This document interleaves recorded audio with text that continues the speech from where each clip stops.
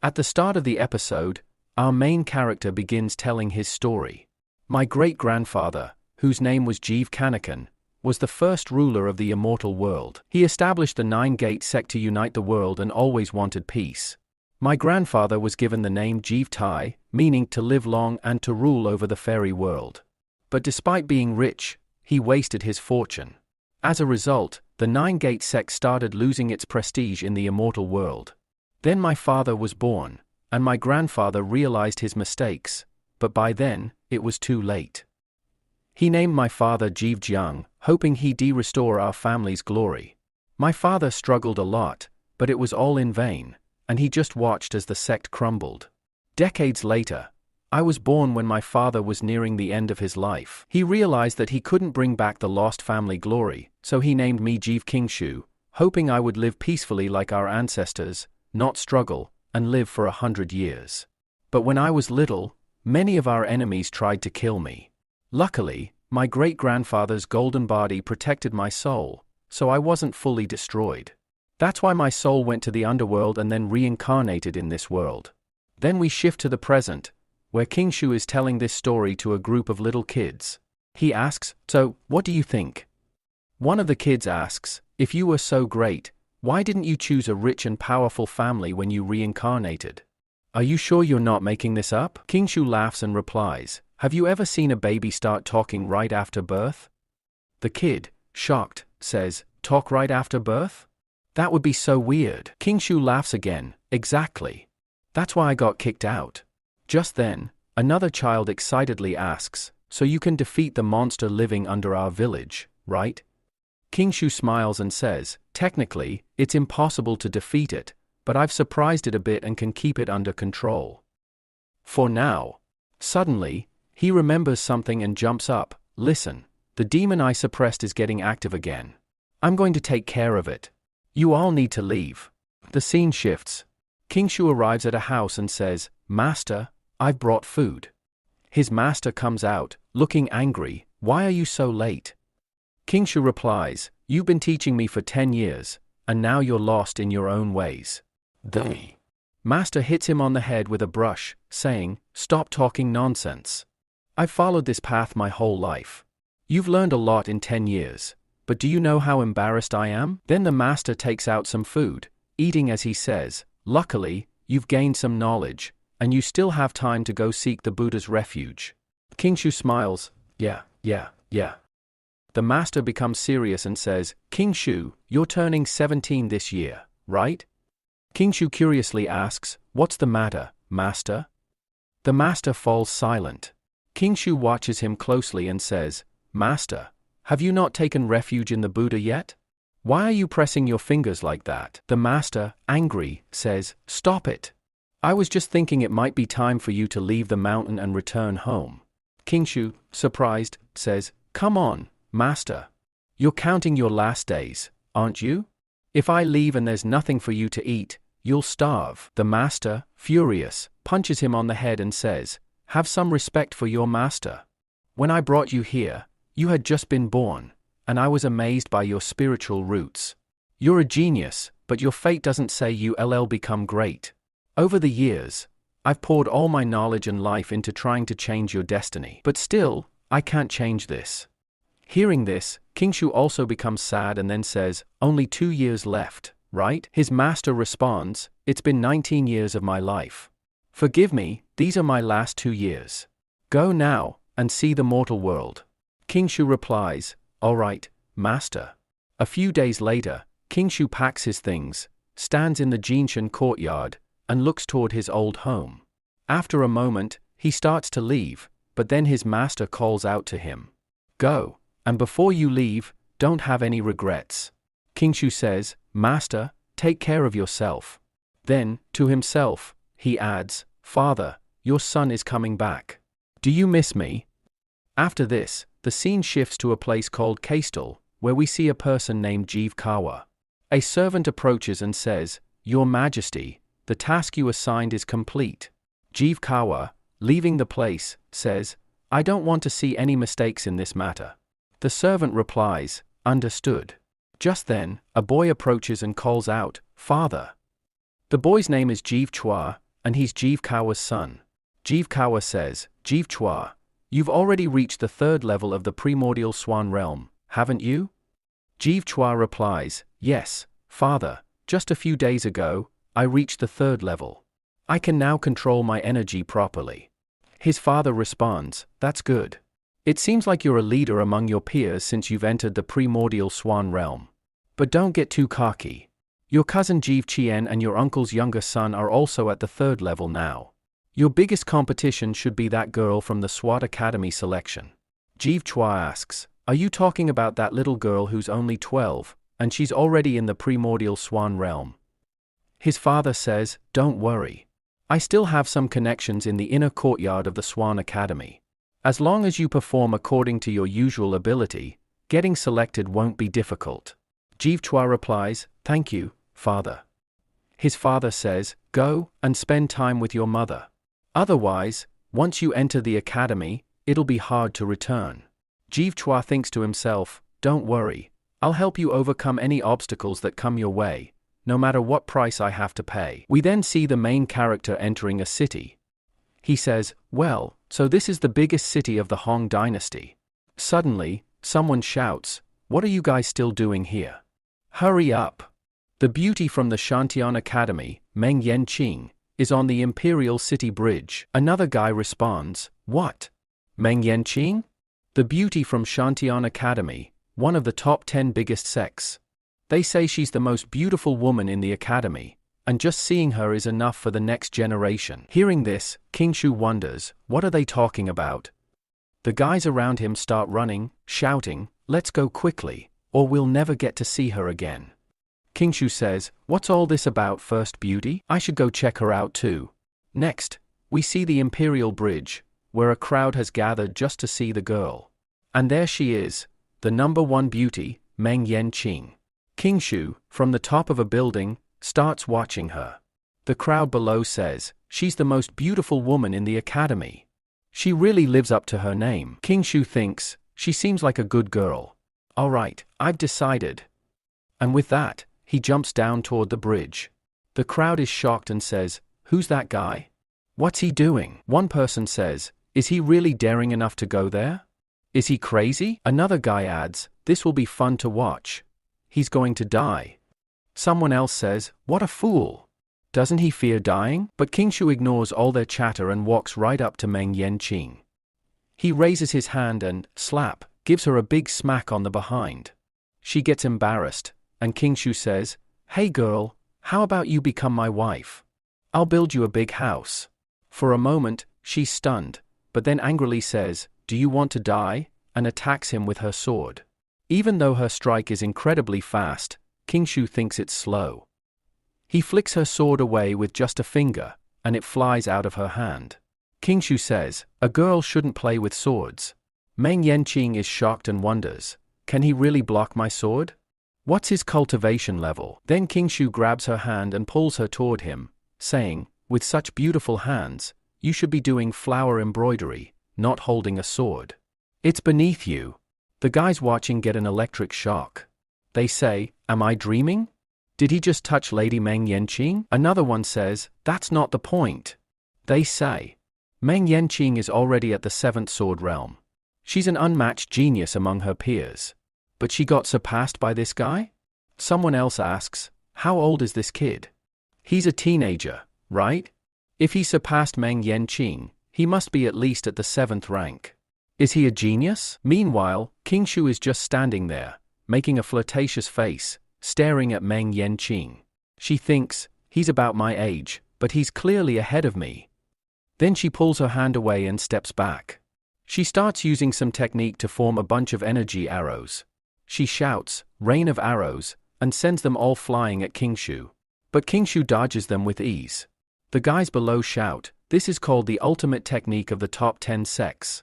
I can't believe Lady Meng Yanqing already mastered it. This guy's done for. King Shu, however, is still busy flirting. He winks at Meng Yanqing. This makes her even angrier, and she attacks with her arrows again. King Shu laughs and says, you've been standing here for so long. I think you're waiting for that fish, right? Saying this, he kicks the arrows and sends them flying straight into the water. Meng Yanqing thinks, how did he know about this? As the arrows hit the fish, it's revealed to be a massive silver-toothed fish. It rarely shows itself outside the lake, and its core is incredibly valuable for cultivation.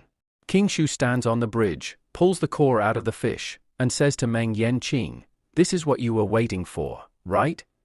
He then hands the core to her. She asks, "Who are you?" King Shu, walking away, replies, "I'm no one right now, but later, I'll be your husband." Meng Yanqing is left confused, thinking, who is this guy? After the meeting between King Shu and Nian, now we turn to King Shu. He's looking at his hands and says, "I just touched her hand. That feeling, so good." Then we cut to the next day. King Shu is still sleeping, then wakes up, stretches, and starts cultivating, thinking, when will I be able to return to the immortal world? Just then, he remembers Nian Qing and, like a flirt, starts drooling and laughing. Meanwhile, there's a lot of noise outside. Someone yells, "Is Swati Academy recruiting disciples?" Hearing the commotion, King Shu gets out of bed, wondering, what's going on? Why's there so much noise outside? He steps out and sees a group of people gathered, talking.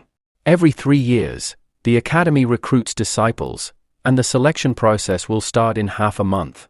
This year looks different from last year. In front of them, 2 academy officials have a notice board. One of them says, "Of course, it's different. This time, 8 famous masters from the academy will be personally recruiting their disciples. This year's disciples are lucky because they'll get a chance to be chosen by one of these 8 masters and make it to the top." King Shu, hearing all this, starts to leave, but then someone says, "It's being said that young master Jiwu Chiba has already broken through to the 3rd rank of the primordial realm. Isn't that amazing? Besides the most beautiful girl in the academy, Meng Tingqing, young master Jiwu Chiba is a true genius." King Shu stops in his tracks and asks, "Brother, which young master are you talking about?" The guy responds, "Who else could it be? The king's own son, Prince Jiwu Chiba. Didn't you know that?" King Shu goes, "That Jiwu Chiba." The guy retorts, "What do you mean by speaking like that?" King Shu coolly replies, "Oh, chill. I wish I could meet the prince." The guy sneers, "What? Do you think someone of your low status could meet the prince? Stop dreaming." As King Shu starts walking away, he says, "Got it. Catch you later." Then, talking to himself, he adds, "Looks like my family bloodline is still alive without my father. Guys, looks like our main character has some connection to the royal family." Then King Shu shouts, "Oi, Chiba, get ready. I'm joining the academy selection too." Fast forward half a month later, and now the disciple recruitment test is happening. A guy announces, "These are the 8 tables, each representing a different master. Choose the table of the master you want to be a disciple of, and focus your mind on the crystal ball placed there. If you reach the first swan realm, you'll be eligible for the test, and your identity will appear on the board. For registration, give a low-grade spirit stone and line up. Enter the examination room through the side entrance." King Shu checks his pocket but realizes he's broke. Just then, someone puts a hand on his shoulder and says, "Don't have a low-grade spirit stone? No worries, I've got you covered." King Shu smirks, "You here to make a profit?" The guy laughs, "Of course. If you get selected, you'll owe me a low-grade spirit stone as interest.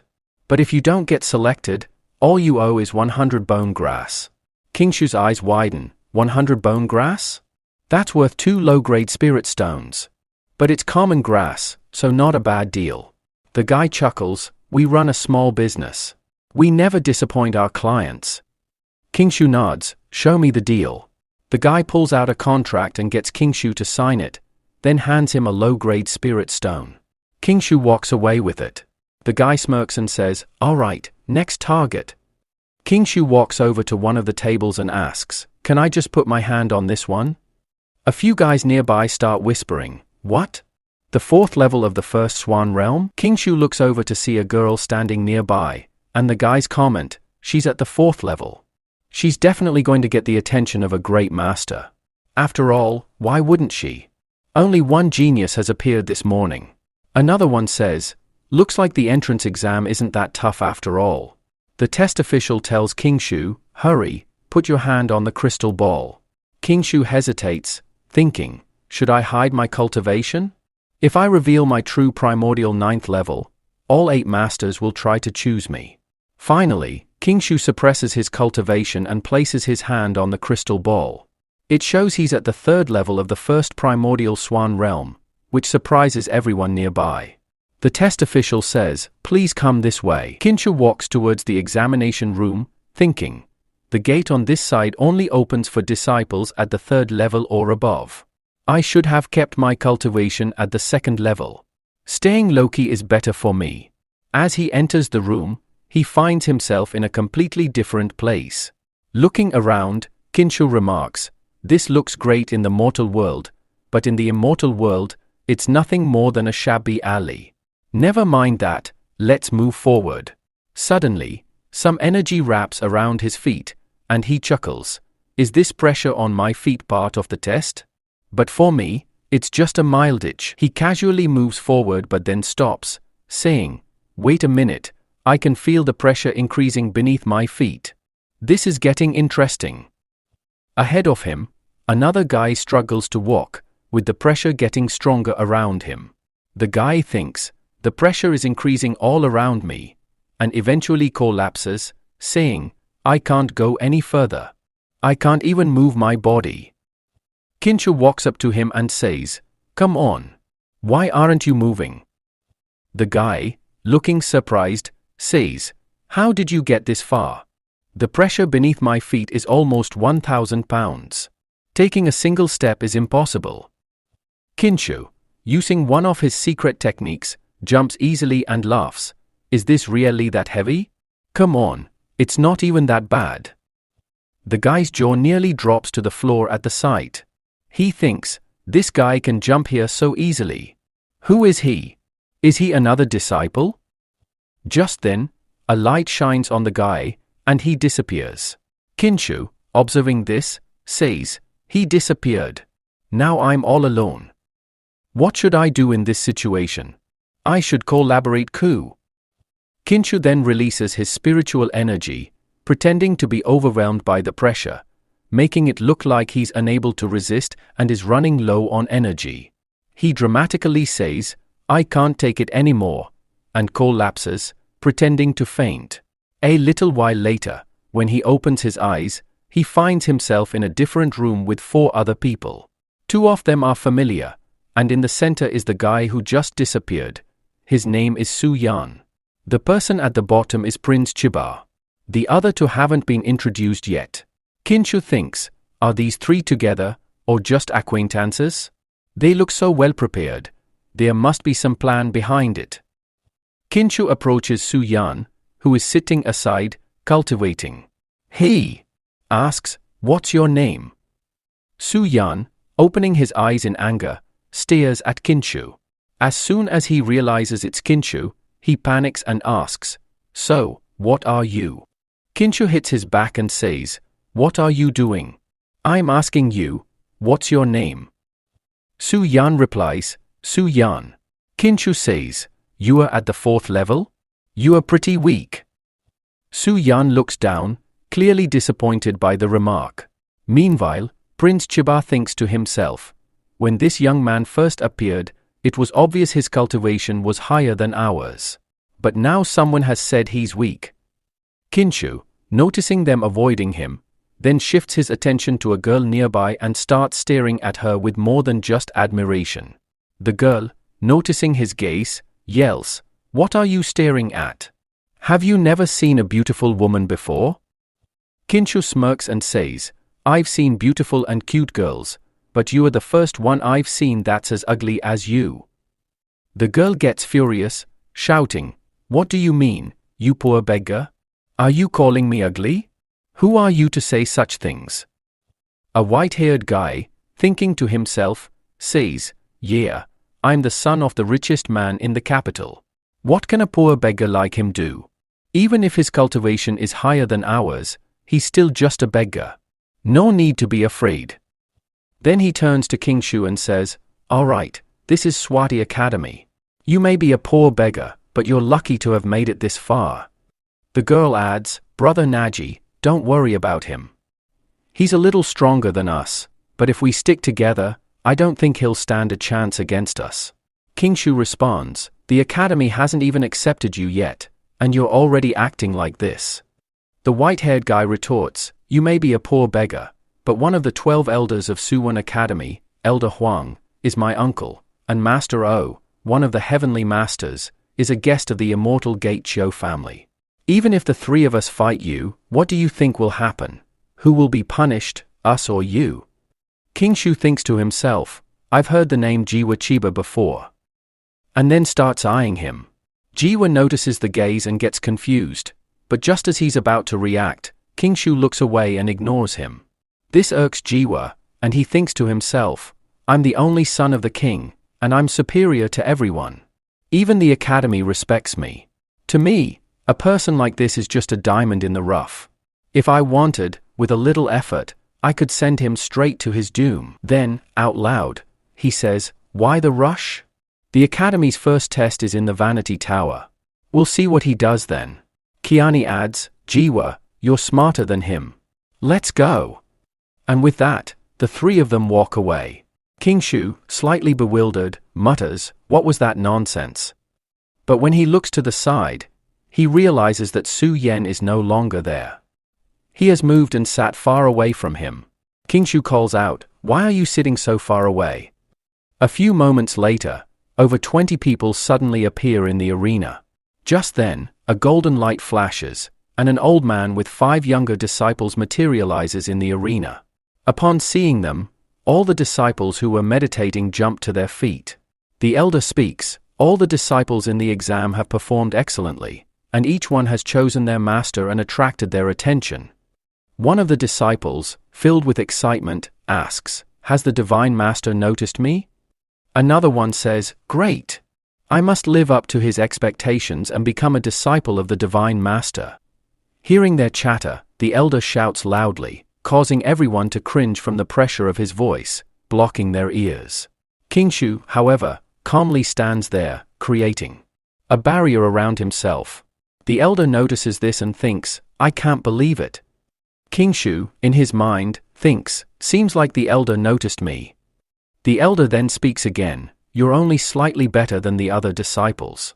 It all depends on who gets chosen by the Divine Master. He continues, in this academy, it doesn't matter if you're low or high, it all depends on your strength.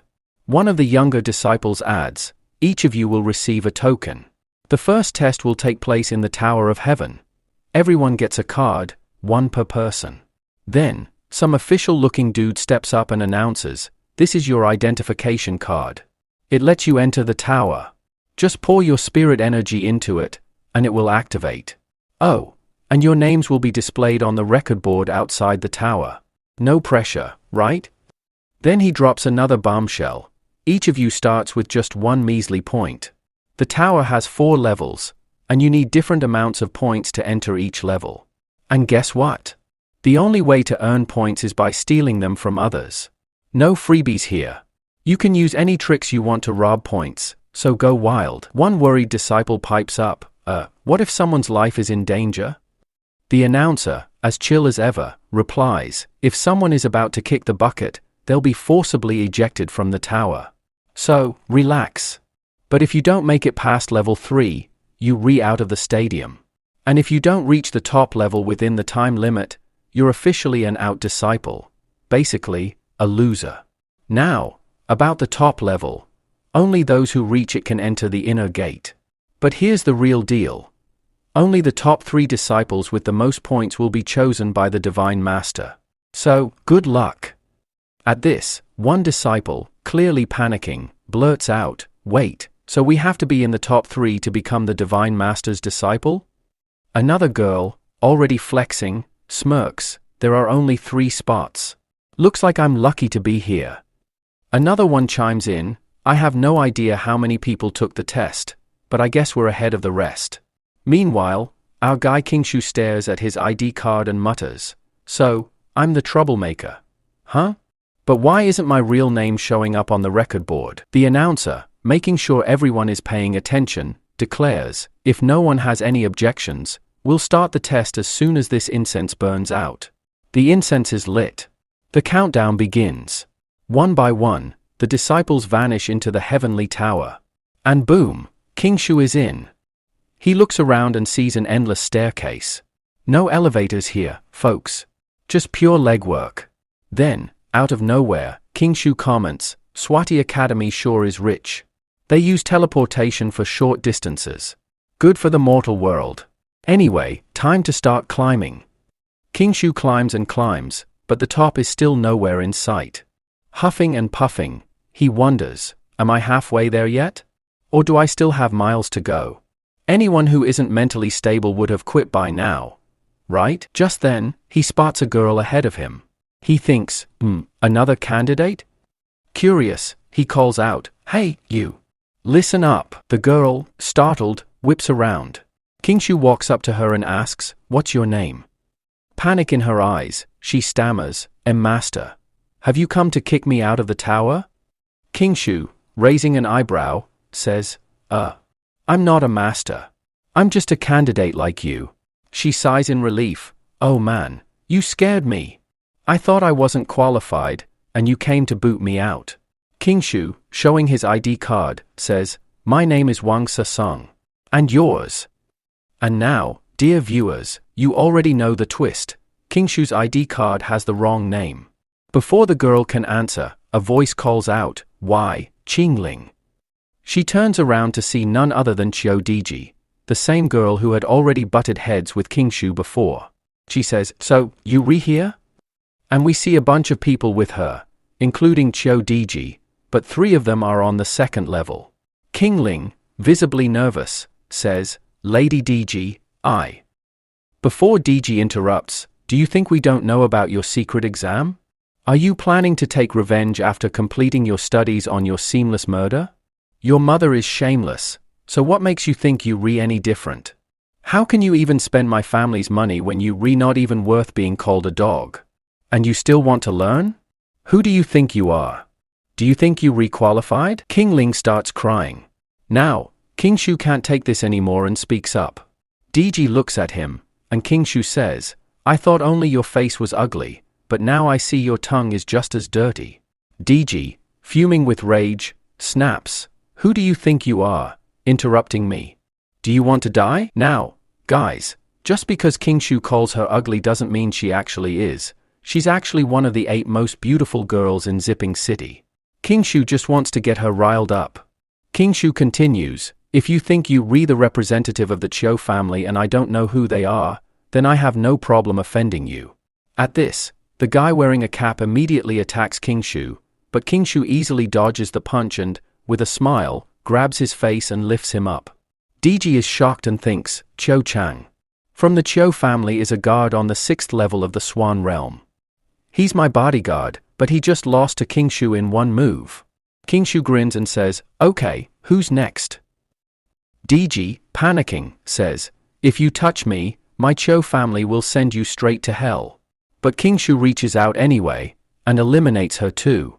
Then, he says, now it's your turn, I'm not letting you go safely since you're with them. And he attacks both of them. The fat guy, sweating, says, if we keep this up, we're gonna fail. But King Shu eliminates them both too. The writer chimes in just a few minutes, King Shu sent them packing from the tower, and King Shu looks at his token, now with 5 points after taking theirs. He then turns to Qingling and says, beautiful girl, will you join me? She replies, okay, it seems better to go with you. Then King Shu asks, by the way, do you have any grudge against those people? She says nothing. King Shu, looking ahead, says, looks like we've reached the end of these stairs. Qingling asks, is this the end? Just then, a light shines on them, and they teleport to another place. A voice echoes from the tower, Wang Sasong and Qiu Qingling, congratulations, you've both entered the 2nd floor of the tower. King Shu remarks, another boundary? This is getting interesting. Qingling, still surprised, asks, are we really inside the tower?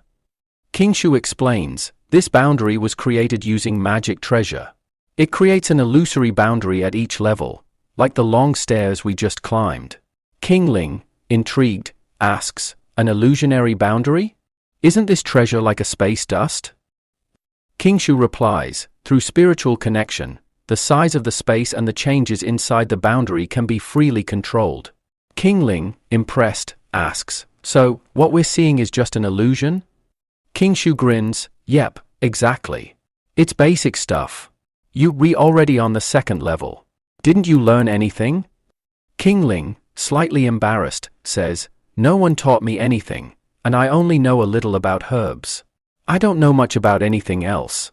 King Shu thinks to himself, "I think she might have gotten her herbs after reaching the second level of the primordial Suwon realm."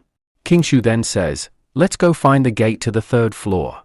Just then, an announcement comes, "Javat Yen, congratulations on entering the second floor."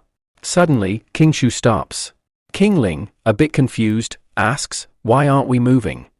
King Shu replies, "They're coming to give us some points." Just then, a guy tries to trap them in a net, but King Shu spots it and stops it mid-air. At the same time, a bunch of people surrounds them from all sides. Seeing this, King Ling clings tightly to King Shu. Then, all the guys attack King Shu at once. King Shu snaps his fingers, and an energy wave bursts out, sending all the guys flying, and they get eliminated.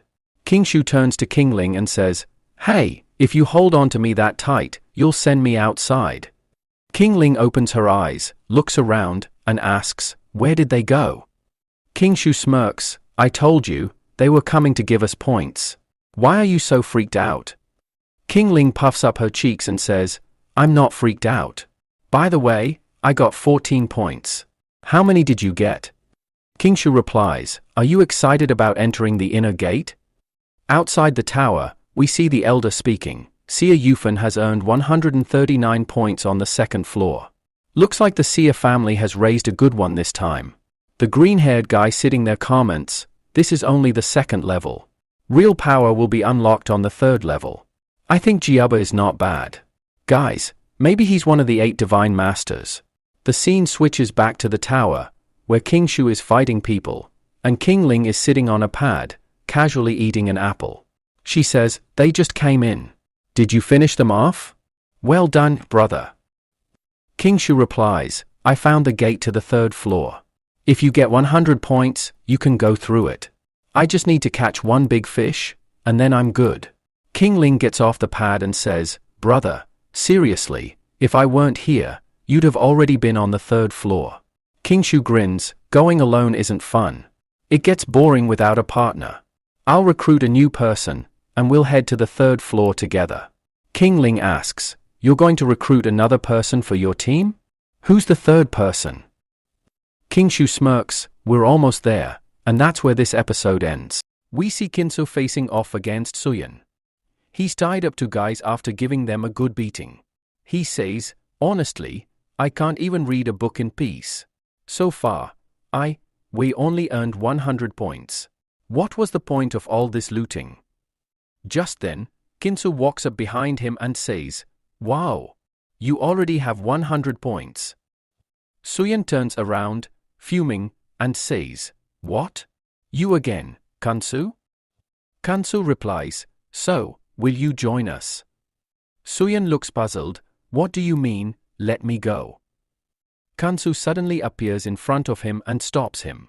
Suyan grumbles, "Do you want my points? I'll give them to you, just let me go."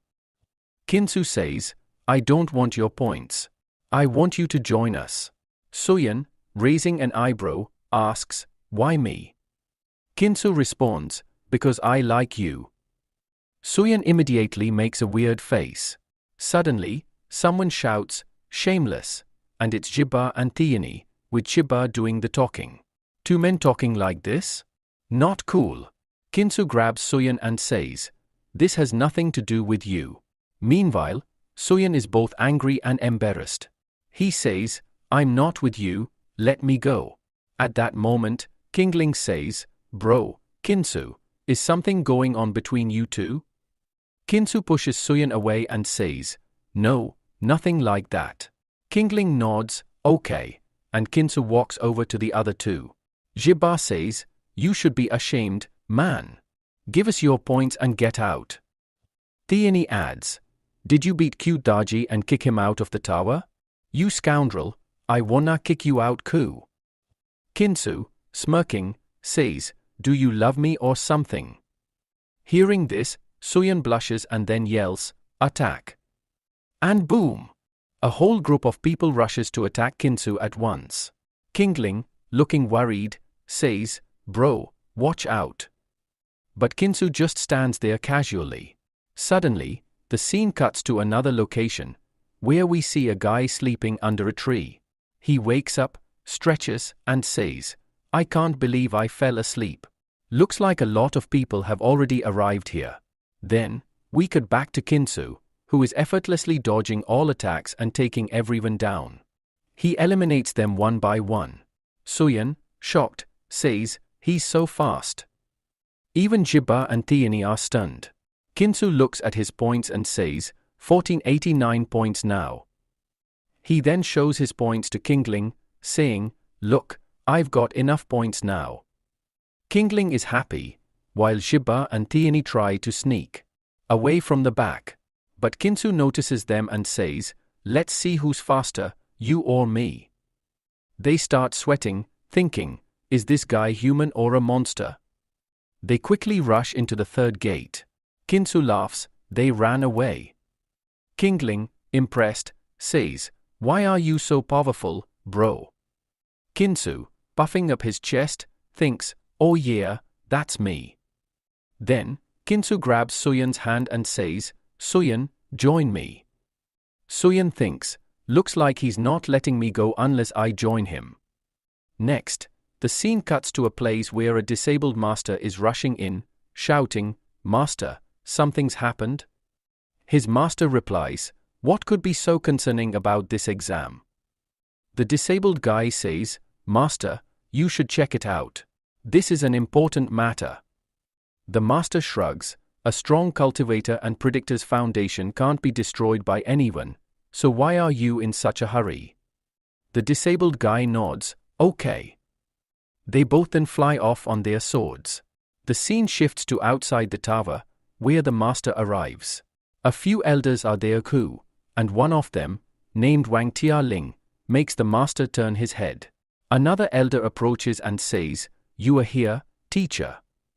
The master asks, "Tian Yue, why are all of you gathered here?" Tian Yue replies, "This test is getting interesting. Look at the leaderboard, master." The master looks at the leaderboard and exclaims, "What?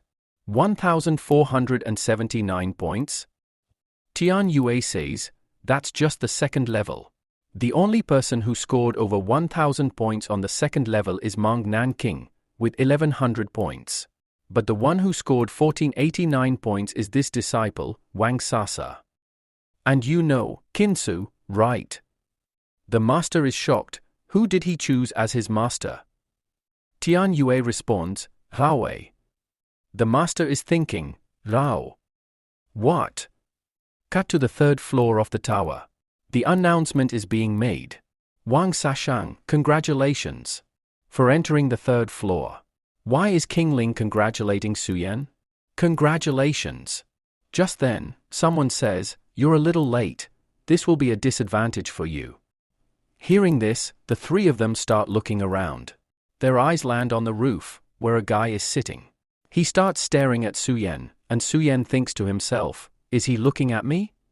Then, the guy winks at him. Suyan is shocked, thinking, "What? Am I looking like some girl that every guy's got to flirt with?" Kinsu, trying to keep it cool, asks, "Well, what's the rule for the third floor exam?" The guy responds, "Am I young? How dare you disrespect us elders like this?" They all look at each other, thinking, "Is this guy an elder from the Su Anton Academy?" Then, Kinsu says, "Disciple, Wang Sisang respects elders. May I ask the elder, what is the rule for the third floor test?" The elder thinks, this disabled guy is surprisingly calm. Then, the elder hands them each a jet plate, and in a flash, they're teleported to a grassy field. The elder's voice echoes, "To qualify for the fourth floor, you must find sufficient material." Kinsu looks at his card and says, "Pure jade? I need to find pure jade? And what did you guys get?" We see Suyan got broken bone and Kingling got broken spirit root. Kingling says, "Everyone got a different test, but if it were the same, it wouldn't be this hard, right? Kinsu responds, silly girl. Did you forget the elder's last words? Suyen remembers and says, he said we need to find sufficient material. Then, he recalls the wink from the elder and breaks into a sweat. Kinsu says, everyone's pendant has different material listed, but to pass the test, we all need to find the same material. Right now, we only know about 3 materials, but we need to learn about more. This test is really about stealing other people's exam materials. So, they all start searching for their materials. Suddenly, King Ling says, I found it. She presents a spirit rote. Just then, a guy shows up and says, yeah, this is what you were looking for. And you found it so easily, but now it's mine. King Ling, fuming, says, I found it first. The guy apologizes, sorry, sister, I was rude. I just wanted to know what you were looking for. You can take it. Kinsu, getting involved, says, what's going on, King Ling? And who are you? The guy introduces himself, my name's Zhu Chain Hang. Sorry for being rude. Kinsu, skeptical, asks, Zhi Chain Hang, do you know Jikawa? The guy replies, he's my second uncle. What's up? Kinsu shrugs, nothing. Once, Prince Ji bullied me, but I'm just a small cultivator, so I couldn't do anything. I don't like him. Zhu Chain Hang grows serious, watch your words. How dare you talk like that about the royal family? Saying you don't like them is a crime. Sorry, I don't have time to chat. I've got to find more materials. By the way, I don't like my uncle either, so here, take it. He hands over his jet plate. Kinsu, grinning, says, well, looks like this cousin of mine is a bit of a fool. Guys, maybe Jikawa is Kinsu's dad, the one who threw him out when he was a kid. Zhu Chain Hang's jet plate shows 3 materials: red wasp ink, bark, and purple jade sage. Kinsu says, looks like there are a lot of essential materials out there. We should split up instead of going together. That way, we'll collect them faster. King Ling asks, do we really have to split up? Kinsu responds, I'll take King Ling with me. The ink bark, purple jade sage, and pure jade stone can be found around the rocks. I'll go after those. Red wasp and iceworms are low-grade spirit beasts. Suyen, you can handle those, right? Suyen nods, okay, I'll go after those 2 materials. Once we find them, let's meet back here. Kinsu says, alright, see you later. A few hours later, we see Kinsu climbing a mountain, picking up the jade sage, and saying, finding the jade sage was tough. We got the other 2, but we spent 4 hours just getting this one. King Ling points out, look, over there. That cave is shining like silver. Kinsu looks over and sees the glowing silver cave. He grabs King Ling's hand and, rushing toward the cave, says, let's go see what's inside. After that, both of them arrive near the cave. Kinsu says, we're lucky we found another jade DC. Suddenly, the ground starts shaking, and a loud roar echoes from inside. A monkey monster starts emerging from the cave. Kinsu thinks to himself, a snake-tail ape. Then, he says, this is an earth-level spirit beast. It's as powerful as someone from the heavenly primordium. What is such a powerful spirit beast doing in this test? King Ling asks, Brother C, what do we do now? Kinsu replies, this is a tree beast. I'll distract it, and you'll get the chance to escape. And that's where today's video ends. Hope you enjoyed it. Please leave a comment and don't forget to like the video before you go.